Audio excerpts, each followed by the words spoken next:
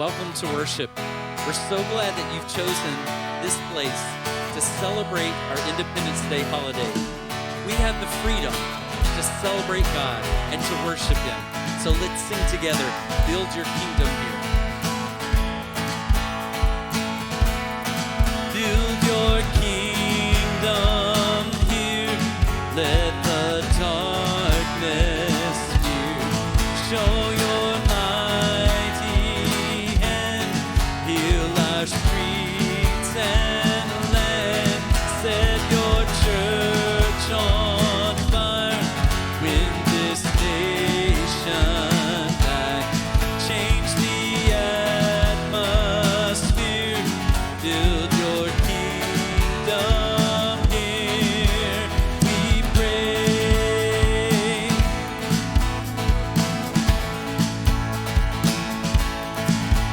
Come set your rule and reign in our hearts again.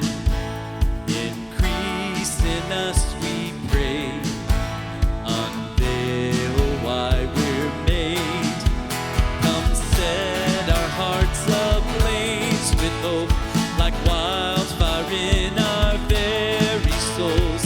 Holy Spirit, come invade us now. We are your church, and we need your power in us. We seek your kingdom first. We hunger and we thirst. Refuse to waste our lives, for you're our joy and prize. To see the captive hearts released, the hurt, the sick, the poor at peace. We lay down our lives for heaven's cause.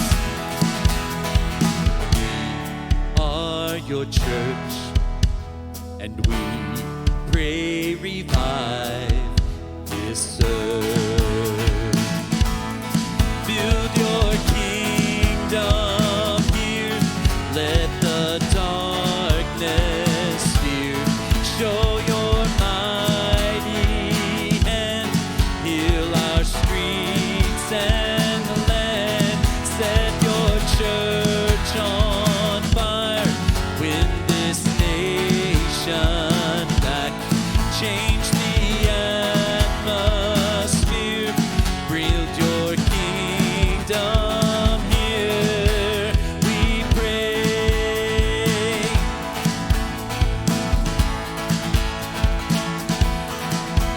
Unleash your kingdom's power, reaching the near and far.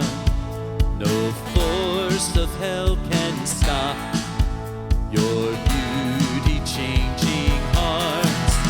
You've made us for much more than this. Awake the kingdom seed in us.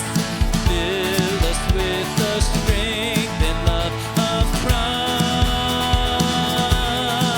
Christ. We are your church, oh, and we are the hope on earth.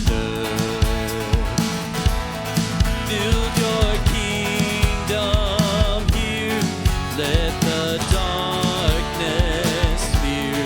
Show your mighty hand, heal our streets and land. Set your church on fire, win this nation back. Change the atmosphere, build your kingdom here, we pray.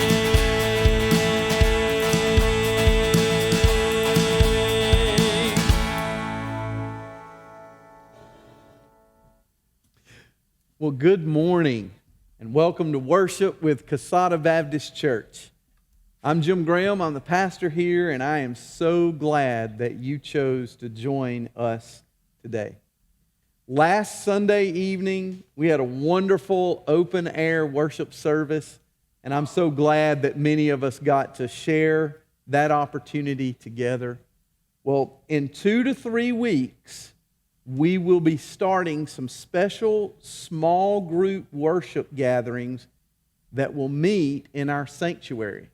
Let me repeat that. In 2 to 3 weeks, we will be starting some special small group gatherings, worship gatherings, that will meet every other week in our sanctuary. So please talk to your small group leader. They'll be letting you know which gathering your small group is invited to. Now, I know some of you are not in a small group. So if you're not, just be a little bit more patient with us. And after we get our small group worship gathering started, we have a plan to open up the doors in August for you as well. So we'll announce those times when we get to that point here and on all of our social media platforms and on our website. But in the meantime, just talk to your small group leader and they'll let you know how and when you can come and worship with us on campus. I'm looking forward to that. Thank you for your patience. Thank you for today worshiping with us. Thank you for sharing these opportunities with your friends and inviting them on Facebook to join us. And thank you for giving financially to make all of this happen. We appreciate you, we love you, and looking forward to seeing your face real soon. But right now, we're going to do it. Is this the old-fashioned way now? Like we're doing, this is the way we've been doing. Let's worship online together right in your living room. Let's sing together in worship.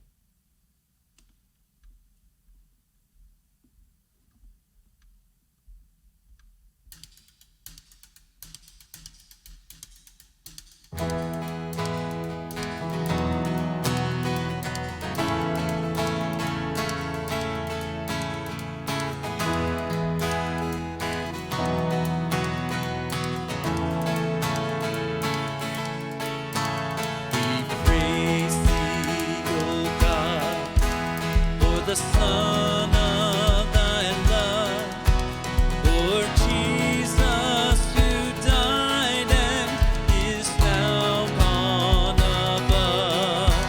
Hallelujah, thine the glory. Hallelujah, amen. Hallelujah, thine the glory. Revive us again.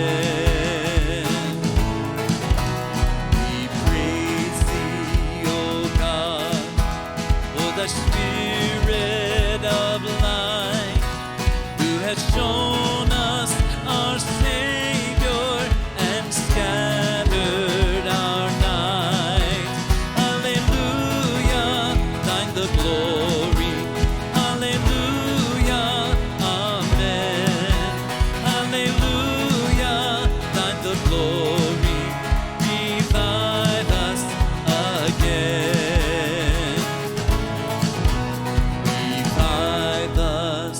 Again, fill each heart with thy love. May each soul be rekindled with fire from above. Hallelujah, thine the glory. Hallelujah, amen. Hallelujah, thine the glory. Revive us. Hallelujah, thine the glory. Hallelujah, amen. Hallelujah, thine the glory. Revive us again. Revive us, revive us, revive us again.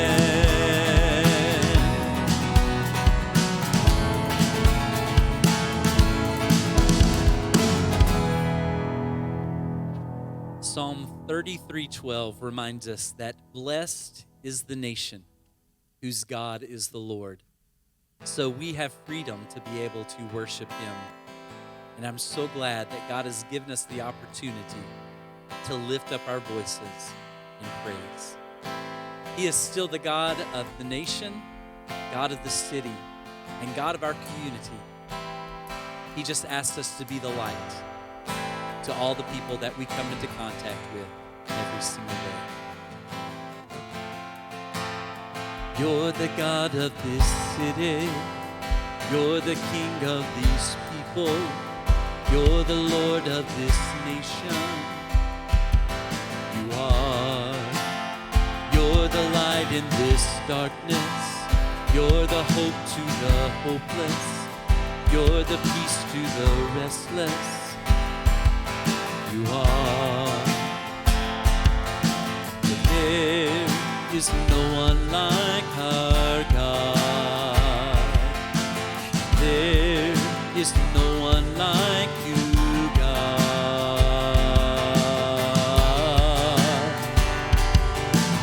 Greater things have yet to come, and greater things are still to be done in this city.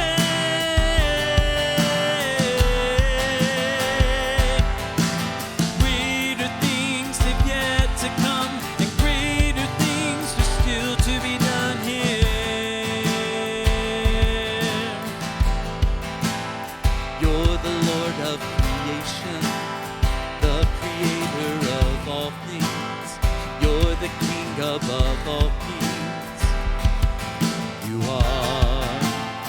You're the strength in the weakness. You're the love to the broken. You're the joy in the sadness. You are. But there is no one like our God. There is no one like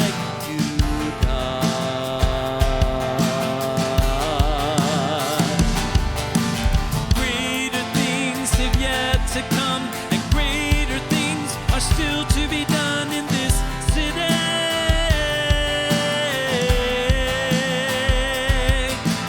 Greater things have yet to come, and greater things are still to be done here.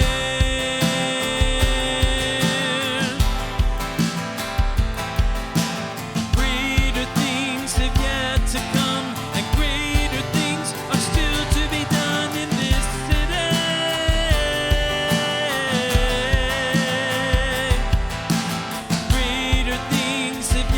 To come, and greater things are still to be done here.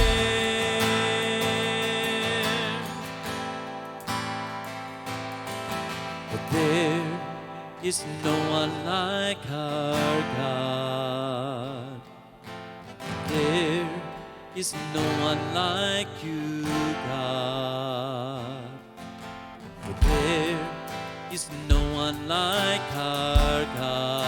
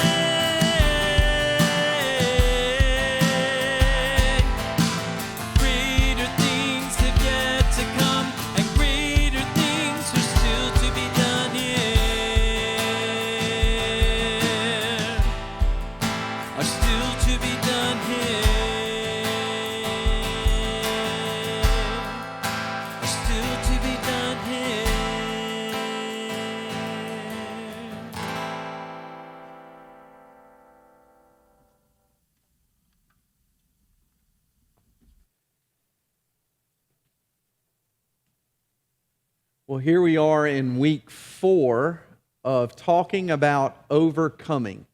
We've been walking through the life of David together, in the book of 1 Samuel. We're going to shift gears into 2 Samuel this morning and talk about overcoming. And we've talked about overcoming a lot of things, and today we're going to talk about overcoming no's. Don't you just hate no's? I hate them, and they start when we're little, and we ask mom and dad for something and we get a no, and they just get worse as we grow up. And of course, our constant answer to the no is why? Why not? And we never really get over that. We now are at a stage, many of us as adults, and we're talking to God, and He says no. And we still give the same answer. Why? Why not? Why can't I do that? We're going to talk this morning about how to overcome no's. And we see it like we've seen these other episodes in the life of David. In 2 Samuel chapter 7, David had an idea. He wanted to build a temple for God. Let me read to you. He said, when King David was settled in his palace, and the Lord had given him rest from all the surrounding enemies, the king summoned Nathan the prophet. Look, David said, I'm living in a beautiful cedar palace, but the ark of God is out there in a tent. Nathan replied to the king, go ahead and do whatever you have in mind, for the Lord is with you. But then in verse 4, says that same night the Lord said to Nathan, go and tell my servant David, this is what the Lord has declared. Are you the one to build a house for me to live in? Are you the person? And he goes on to describe, David, I'm going to bless you in many ways. And I have great plans for your life. But on this idea you have, this desire you have to build a temple for me, the answer's no. You're not the person. I'm not going to let you do it. So what you and I need to understand is, that was a good idea, right? I'm going to build a church for the Lord. And God said no. And what we need to understand is sometimes God says no. Sometimes God says no. There are so many instances in the Bible. I'll tell you just a few. God told Paul no when Paul asked to go on a mission trip through Asia Minor. He said, I have a different place I want you to go. He told Paul no when he asked he called it a thorn to be removed. And he meant, I have this something that's causing me pain and suffering, a physical health situation. God said no. We've just seen one instance of God telling David no. There's another instance where David's infant son was dying, and he asked that his son be healed, and God said no. God told Moses no when he wanted to enter the promised land. But even a bigger surprise, he told Jesus Christ, his own son, no when Jesus said, is there another way, any other way than to die on that cross? And the Lord said no. God said no. And Jesus said, okay, not my will but yours be done. What we need to understand is sometimes God says no, and no's are painful. No's are painful. All I can think about is when I get a no is the thing that I want, and now I don't have it. I don't get it. God says no in a job situation, and He says no. God says no to a healing. God says no to something you really want for your children or someone else you love. God says no in your marriage. God says no in other relationships. Man, we hit those no's and we don't get what we really wish we had, what we want, what we're asking God for, and we're not allowed to have it. We're not allowed to go there. We're not allowed to do it. We don't get that opportunity. We don't get to see this thing fixed or healed or whatever it is, and that is painful. We don't like it. It's disappointing, and it's hard to grasp. It's hard to understand. So let's talk about what a no means. What does a no mean? Well, first of all, let me say, it doesn't mean there's not a plan. God has a plan. But let's talk about what it could mean. It could mean that this plan is harmful to you. You just don't realize it. You know, a child sometimes will say, I want to do this, and you're like, no, we're not doing that, because you realize that, man, if they do this, they're going to get hurt. Well, God knows what's coming. And sometimes we ask for things, but God says no because He knows it's harmful. It means that God's plan and my plan are different. They're different. He has a different plan. Sometimes it could mean that I'm not listening to God's plan. I'm so focused on my plan, I'm not hearing God's plan. But it could mean that I am listening, and this is part of God's plan. Man, that's tough when the no is part of God's plan. It could mean that I'm on the right plan, but my timing is off. And so God's no is a temporary no. It's a wait. It's not time yet for that. But I'll tell you what a no always means. A no from God always means that God's plan is different because it's better. Always means that God's plan is different, and it's because it's better. The only time that God gives us restrictions or prohibitions is for our joy. Now that's hard for us. But He never says no to us unless no will make us ultimately happier. See, we have a hard time with that because our no's, human no's, they're not altruistic. Our no's are sometimes out of fear. They're out of selfishness. They can be out of revenge. They can be for punishment. But all of God's no's are out of love. And so, because our no's aren't, it's hard for us to accept. It's hard for us to translate that. When God takes something away, He creates space in our lives to fill it with something good, with more of Himself, with His blessings. And it may not feel like it in the moment. In fact, most of the time, it doesn't feel like it. No's do not feel good. And when we're forced to reconcile with disappointments, that's hard. But He wants to help us understand that it's true. He wants us to experience for ourselves what He says in Psalm 34, to taste and see and know that He is good. You know, C.S. Lewis, the famous Christian writer, once said, "We are not necessarily doubting that God will do the best for us, but sometimes we're wondering how painful the best will turn out to be." So let's talk about what a no does. What does a no do? What does a no do?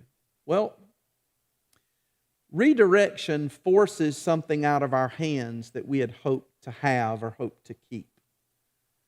We wanted it, and we wanted to keep it, or we wanted to get it. And now God said no. And through that, we begin to realize that God's plan for our life does not equate to that easier or more comfortable place we wanted to be. And that's where we grab that Romans 8:28 that says He's working all things together for our good. Even this disappointment, He's working it for our good. He's not handcuffed by this situation. He's working for our good. It's not wrong to experience disappointment when life doesn't unfold the way we hope it would. Disappointment often reveals what has captured our affections. And even though disappointment itself isn't wrong, it does give us a gauge that shows us where we've invested our hope. And sometimes our hope is misplaced. And so sometimes the thing we're asking for, we don't even realize it's something we've placed our hope in, and we're thinking, this is the solution, this is the answer, this is what will bring me joy, this will fix things, this will help, this will be awesome. And then God gives us a no, but it's never to deprive us. It's always that there's a better path to joy, there's a different joy, and there's a better joy. And so we do have to lament or grieve through our disappointment, but I want to tell you some things it does. It forces us to carry those desires back to God. And even if it's just a question, why did I want that? And why hasn't He given me that? And so I had this desire, and now I get a no, and I have to carry it back to God. Sometimes it sheds light on an idol that I've created in my heart, something that I really want, something that I wanted to have. And now the no shows me. It shows me because I feel that reaction and I feel that disappointment. Through the grief, we dig up our biggest frustration. It can unleash those raw emotions that tell us where our heart really is. And that's why sometimes God says, no, I'm not going to give you this thing because I want you to follow me. I have joy for you. I have a path for you. And when we work through that, we get what God's really after. Our hearts can be transformed. God is more concerned with real transformation than us immediately feeling better. So God doesn't always just swoop in and say, there, poor thing. Sometimes God says, no, and I'm going to let you deal with the disappointment with no, and I'm going to let you do a tug of war with that, with the desires of your heart, and transform your heart, because I'm really concerned about your transformation into following me. And so it's an invitation to take those struggles I'm having and to place it at the feet of God. And I know that's tough, but let's talk about that. Let's talk about, what do we do with the no? What do we do? So our perspective is ours to shape. Our mindset is ours to do with. And we have two choices when God says no to us. One choice, we can give in to sorrow and disappointment and fear. And those things are gateways to bitterness and depression, much more serious things. They're gateways to that. And we can give in to that, or we can renew our faith in God, that He has good plans for us. We can grieve, but with this sense of joy that I'm getting this no that I don't like, but it's because He has a better. And we count our blessings. And we've been through those. Before I met Pearline, the love of my life, and so happy, I went through a heartbreak. When I went through the heartbreak, I was like, I didn't like that no. All right, I didn't like it. But God didn't tell me no because He was trying to deprive me of something. He had something better for me. One time, Pearline had a job opportunity, and we thought it was the best job, or it was going to be great, and God said no. But it was for something better. And it's hard to see in that moment. But let me tell you some of His promises. God makes so many promises. Let me share a few with you. Did you know in Matthew 7:7, He promises to hear us when we call? In Psalm 34:18, He promises to be near us. In Deuteronomy 31:6, He promises to be faithful. In Revelation 21, verse 4, He promises that this hurt will end. In Psalm 37:4, He promises that when we seek Him, He will transform our hearts to desire more of Him. In Philippians 1:6, He promises that He will not leave us in the misery of our disappointment because He's not finished the work that He started in us. Now, we don't often know the big the bigger picture. And in our humanness, we think we know best, and yet we honestly don't. But God sees the bigger picture clearly. And if we truly believe that He has plans for our good, then we must have this rock-solid faith that whatever it is we wanted would have done more harm than good. That's what He says in this famous scripture. He says, "For I know the plans I have for you, declares the Lord. Plans to prosper you and not to harm you. Plans to give you hope and a future." That's from the book of Jeremiah, chapter 29, verse 11. You know, a no doesn't mean that things are bad or that things coming are bad. It actually means that the path to blessing is just a different path. You know, back in Eden, before the horrible fall, the only prohibition that God placed on Adam was this. And I'm going to read it off the screen because I put it in a different version on the screen. I like Genesis 2, verses 16 and 17. I'm looking up here. I guess I should be looking like this. Let me look down here. It says, "You may freely eat the fruit of every tree of the garden, except the tree of knowledge of good and evil. If you eat its fruit, you're sure to die." Now,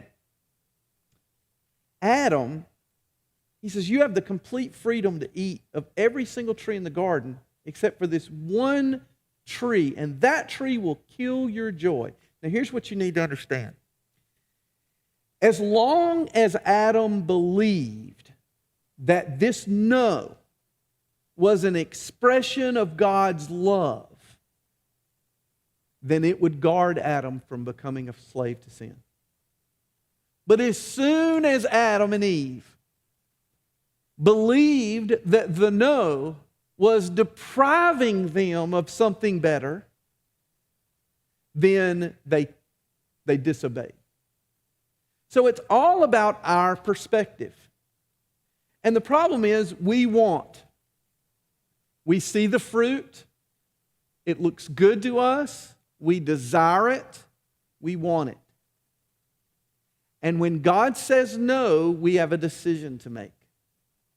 Is God's no out of love in something better? And so can I take my grief and transform it into faith and know that there's a coming joy? Or do I give in to it and sit in my bitterness and disappointment? Or do I give into it and disobey and try to go get it anyway? Because I want it. All of God's prohibitions are love. Every "you shall not" of God's law is an expression of God's law, of God's love. He always has our ultimate good in mind. When He pries the idols out of our hands, He doesn't do it because He's cruel. He doesn't do it because He's depriving us. He knows better than we do, and His no is always merciful, even when it hurts. He's for us, fighting against what will keep us from Him. I used to have these conversations with my kids, especially my boys, and there would come some episode, and I hate to tell you this, you may not realize this, but sometimes children think that you, their loving parent, is the enemy. You're the enemy. You're trying to ruin my life. Any of you had your kids tell you that you're trying to do something? And I can't tell you how many times I looked at them and said, I am for you. I'm on your side. I want you to succeed. I want you to thrive. I love you and I am for you. But it is so hard for them to accept that I'm for them when I'm telling them no. Well, we're the same way. It all comes down to, do we trust Him? Do we believe Him? He knows our hearts can only be truly satisfied with Him. And so Psalm 25:10 says all the ways of the Lord are loving. I mentioned Romans 8:28, in everything God works for the good of those who love Him. So when in pain, we have to learn to pray like Jesus prayed. When the Lord told him no in the Garden of Gethsemane, He said, Abba, Father, all things are possible for you. Please take this cup of suffering from me. Yet, I want your will, not mine, to be done. Because I know that your will is best. Here's what Paul prayed. Paul had prayed about that thorn in the flesh, that physical thing, and he said, Lord, 3 times I prayed about this, and I asked Him to take it away. But His answer was, my grace is all you need, for my power is greatest when you're weak. So He said, I'll gladly boast about my weakness so that Christ's power can flow through me. For when I'm weak, then I'm strong. That's in 2 Corinthians 12. So here's what I know. I know that there's some of you that are sitting here listening to this today, and you're struggling because you've gotten to know. You've gotten to know. And it's a big no. It's a relationship no. It's a job no. And, you know, it's a struggle. And I just want you to realize that God's path is a path of blessing. And you might have to back up, and you might have to look at it again, but it's an opportunity to take it back to the Lord and say, here you go, Lord. I just believe, as hard as this is, as much as I hate it, I just believe that your way is best. And I'm going to trust you, and I'm going to walk with you, and I'm going to lay my desires at your feet. And it can change your life if you'll do that. So let me pray for you, and then Daryl and the musicians are going to lead us in one more song as we close. So let's pray together. Dear Lord, I pray that you'd help us with that no. We're having to switch gears, switch paths, back up. And it's hard. It's hard to change the direction we thought things were going to go, that we hoped were going to go, to not have what we wanted. Lord, help us to know what we want most of all is you, your way, your path. The joy and blessing that you have are still out in front of us if we'll trust and believe. In Jesus' name, amen.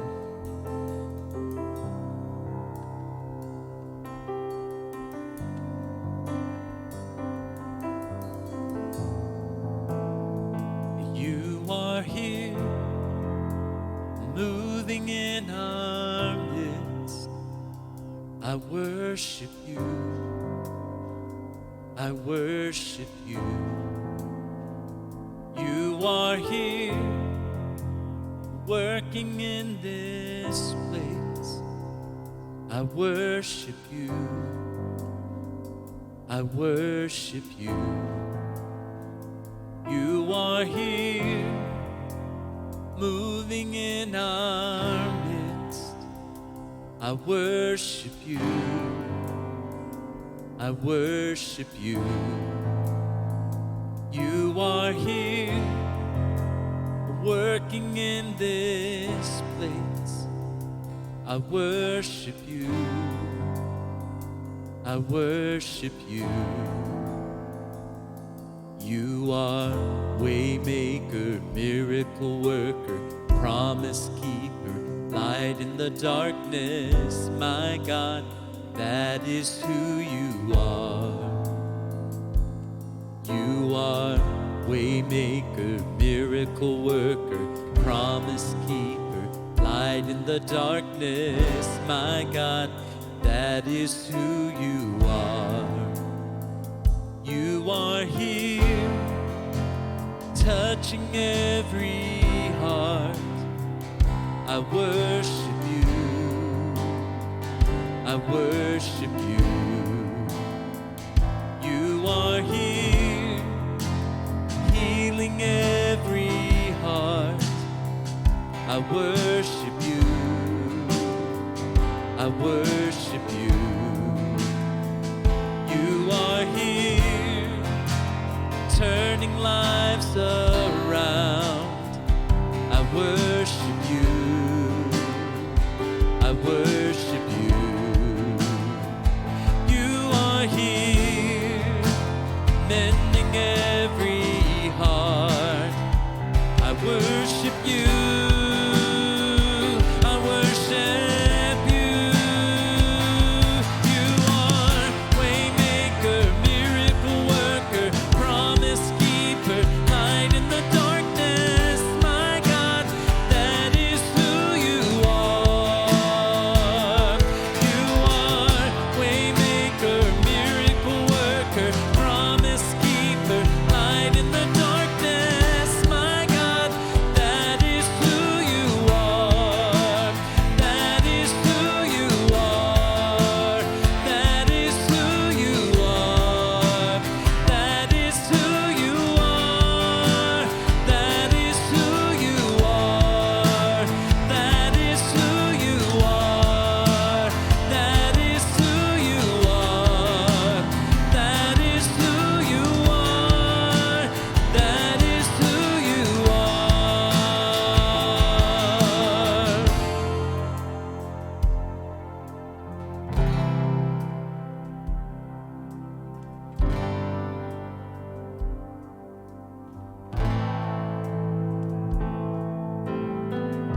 Even when I don't see it, you're working.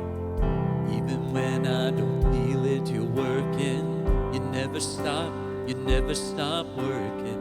You never stop, you never stop working. Even when I don't see it, you're working. Even when I don't feel it, you're working. You never stop, you never stop working. You never stop, you never stop working. Even when I don't see it, you're working. Even when I don't feel it, you're working. You never stop, you never stop working. You never stop. You are waymaker, miracle worker, promise keeper, light in the darkness. My God, that is who you are. You are waymaker, miracle worker, promise keeper, light in the darkness. My God, that is who you are. That is who you are. That is who you are. That is who you are. That is who you are. That is who you are. That is who you are. That is who you are. That is who you are. Thank you for worshiping with us today. We'll see you back next week on